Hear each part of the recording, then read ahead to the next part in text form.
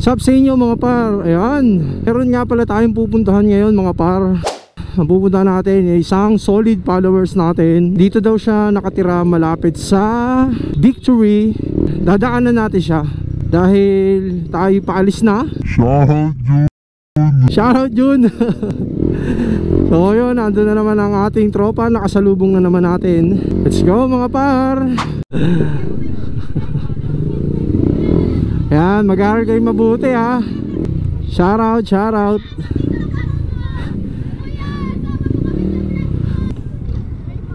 Bigyan natin sila sticker mga par. Bye bye.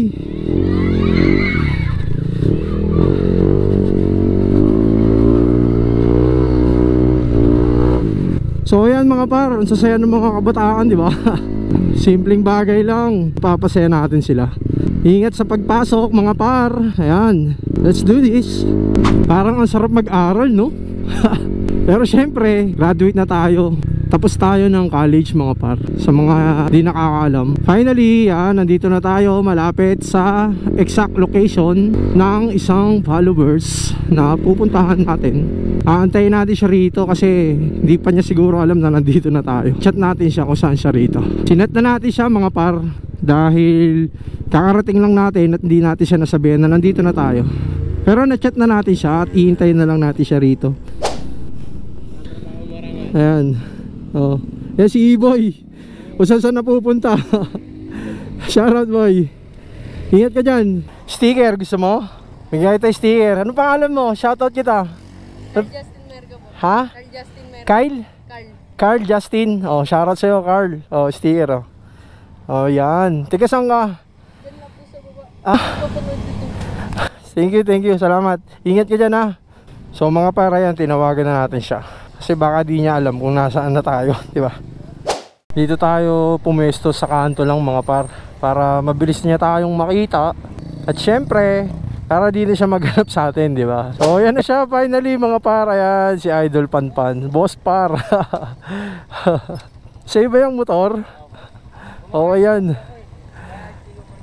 Salamat. So ito, bibigyan kita. Tapos, pasensya mo muna to, pang gasolina mo. Okay.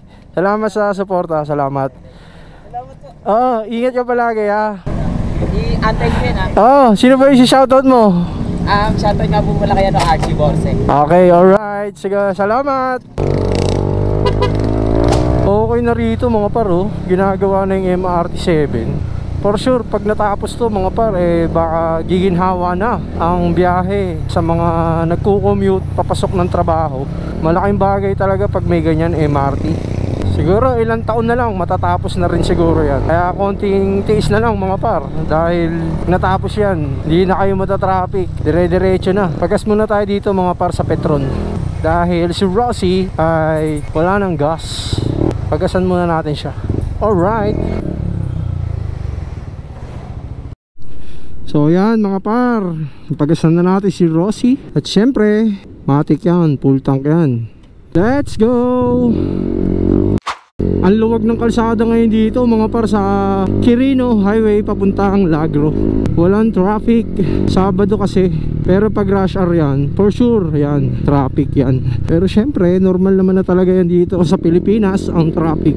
Hindi na bago sa mata ng tao yan.